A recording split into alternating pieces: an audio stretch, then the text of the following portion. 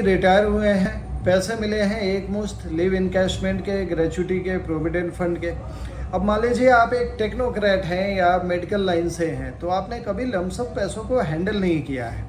अभी तक एक अनुशासन रहा है कि सैलरी 30 तारीख को आती है और इसी हिसाब से खर्चे करते हैं। मगर जब अचानक आपकी सैलरी आनी बंद हो जाए और एक लमसम एक मुश्त पैसे मिल जाए, तो सबसे बड़ा सवाल रहता है कि इन लमसम पैसों को कहाँ पे लगाया जाए ताकि हमें सैलरी की कमी फील ना हो। अब ये चीज़ें जितनी सुननी और कहनी आसान है, करनी इतनी मुश्किल है, क्योंकि एक प्रोफेशनल गाइडेंस अगर आपको ना मिले तो इन पैसों का बंदरबाट हो जाता है। आप देखिए, पहला उद्देश्य तो सबका यही होता है कि हाँ जी, ये इन्फ्लेशन को बीट करना है। तो इन्फ्लेशन क्यों बीट करना है भाई? ताकि जितने पैसे लेके हम रिटायर हुए हैं and we are feeling rich, we want to stay rich even at the age of 70 and even at the age of 75 और 80। अब स्टे रिच अगर रहना है तो जो पैसे का डिवैल्यूएशन हो रहा है उसको तो बीट करना पड़ेगा ना। अब ये जो इन्फ्लेशन और पैसों का डिप्रिशिएशन है, इसको लेके काफ़ी मिथ्स हैं। आप देखिए, किताबी आंकड़ा है वो तो कहता है जी 6% का WPI इन्फ्लेशन है। कोई आप CPI इन्फ्लेशन देखो तो वो भी आपको 7% का नज़र आता है। तो क्या ये 6 और 7% का इन्फ्लेशन को बीट कर लिया तो हमारा प्रयोजन सिद्ध हो गया? आप देखिए, इन्फ्लेशन को छोड़ दीजिए आप, अब ये देखिए आपके खुद के जो कॉस्ट ऑफ लिविंग है उसके खर्चों में ईयर ऑन ईयर क्या इजाफा हो रहा है, वो परसेंटेज क्या है। मैं आपको एक सुबह का ये वाकया सुनाता हूँ। आज मॉर्निंग में वॉक करते वक्त मुझे अनार दिखे। नॉर्मली मेरी वाइफ लाती है सब्जी सामान फल, तो मुझे पता नहीं होता रेट्स का। तो मैंने उससे पूछा अनार वाले से कितने रुपए किलो है, उसने बताया 250 रुपये किलो। 250 रुपये किलो में मैंने कहा ठीक है भाई, मेरे को 1 किलो दे दो। अब 1 किलो में 3 अनार आए। अब 250 रुपये को अगर डिवाइड किया जाए तो 82 रुपये के 1 अनार। अब मुझे याद है कुछ ही दिनों पहले तो मैं 82 रुपये का और 100 रुपये का 1 किलो अनार लेके जाता था।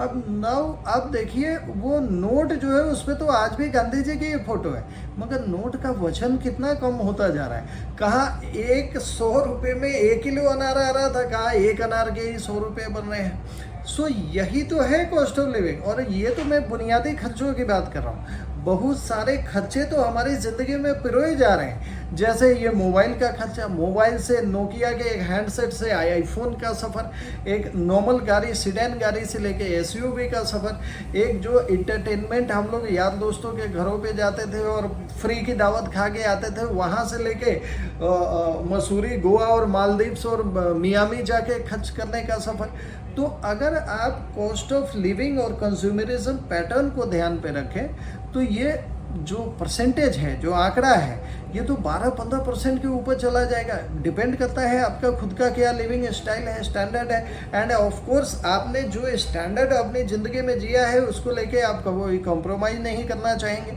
और क्यों करें भाई, ये तो आपकी ज़िंदगी का सबसे खूबसूरत क्षण है, सबसे खूबसूरत फेज़, जहाँ पे आप अपनी ज़िंदगी के ऑनर हैं, अपने टाइम और लोकेशन के मालिक हैं आप।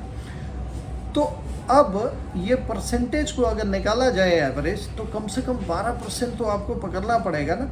अब आप देखिए कि 12% अगर आपके पैसों का डिवैल्यूएशन है हर साल का, और आपने अपने पैसे कहाँ पे डाले हैं जी, तो एक भेड़ चाल है, पहला 30 लाख डाल दो सीनियर सिटीजन सेविंग स्कीम में। कितनी रेट ऑफ इंटरेस्ट है? 8.2%। बड़ा अच्छा लगता है, बहुत बढ़िया इंटरेस्ट रेट है, मगर 8.2% टैक्सेबल है। So even if you are following in a tax bracket और 20% और 30%, पोस्ट टैक्स आपको 5 से 6% का पैसे का ग्रोथ आएगा। और अभी हमने कैलकुलेट किया है जी कि 12% तो हमारा कॉस्ट ऑफ लिविंग बढ़ रहा है। तो आप देखिए 5% पैसा ग्रो हो रहा है और 12% आपका कॉस्ट ऑफ लिविंग बढ़ रहा है, तो इसका डेफिसिट कितना हो गया? 7%। अब एक और बात ध्यान दिला दूँ, ये जो पैसा आप चूँकि रिटायर हो चुके हैं तो हो सकता है इस पैसे को कंज्यूम कर रहे हो, तो कैपिटल तो आपका ग्रो हुआ ही नहीं, कैपिटल तो उतना ही रह गया और 12% से डिवैल्यू हो गया। Even if you are not consuming that money, then also the deficit is more than 6-7%, and that too when the interest rates are at the highest in the decade. आने वाले वक्त में आपको लगता है ये 8.25% सस्टेन रहने वाला है, जब भारत टॉप 3 इकोनॉमी बनने के कगार पे है। We are transforming from a developing to a nearly developed stage. Can we hold the interest rates at the higher level? आप देखिए जापान में, अमेरिका में, ब्राज़ील में, जर्मनी में, कहीं पे भी आपको इंटरेस्ट रेट 1% के नीचे ही मिलेगा। So obviously our government will have to follow the suit. So आपकी नज़र, आपकी निगाह, मैं खाली इस चीज़ पे ले जाना चाहता हूँ कि आज जब बेस्ट रेट है तब वो डेफिसिट जो आपका है, फिनेंशियल डेफिसिट, जो फिजिकल डेफिसिट आपके खुद के पर्सनल फाइनेंस का है, पोस्ट टैक्स अगर SCSS जो कि सबसे ज़्यादा ब्याज वाला चीज़ है उसमें डालने के बाद भी 7% का डेफिसिट है, तब क्या होगा जब ये 8.25% वाली SCSS 5 साल बाद रिन्यू हो और उस समय इसके रेट 6% हो जाए, तब तो ये डेफिसिट और 9-10% पे चला जाएगा। आप देखिए एक अनजाने रिस्क की तरफ आप बढ़ रहे हैं, only because you don't want to experiment and you think that fixed deposit doesn't have a risk, and that is why I am gonna put every money into a FD basket or SCSS basket or सरकारी basket, but we are unknowingly taking much amount of risk। ऐसा risk न लेना ही एक सबसे बड़ा risk का कारण बन जाता है। So what is the way out? Then you find an alternative कि चलो भैया एक ऐसा इंस्ट्रूमेंट मिले जिसमें टैक्स इफिशिएंट हो, जिसमें पैसा लिक्विड हो और रिटर्न भी कम से कम 12% के ऊपर without risk. I am speaking about risk adjusted return. आप किसी के पोर्टफोलियो में आपको 40% आज रिटर्न दिख रहा है, म्यूचुअल फंड की एनुअल रिटर्न, इसका मतलब साहब ने बहुत सारा रिस्क लिया है। हो सकता है उनका कंसंट्रेशन बिल्कुल जिन सेक्टर्स में बबल बन रहे हैं उन्हीं सेक्टर्स में हो, क्योंकि अगर आप एक म्यूचुअल फंड्स की बात करते हैं जिनमें ये तीनों इंग्रेडिएंट्स है, लिक्विडिटी के, इन्फ्लेशन बीट करने के और रिटर्न को मोर देन 12-15% के, तो इसका रिजनेबल जो एवरेज रिटर्न है वो 15% का है। तो इतना ही होना चाहिए। अगर आपका पोर्टफोलियो 35 और 40% की रेंज दिखा रहा है, so unknowingly may be the portfolio is carrying much kind of risk. जो रिटर्न दे रहा है वो नोशनल है, या तो उसको आप प्रॉफिट बुक करके अपने पोर्टफोलियो का रिस्क थोड़ा कम कर लो।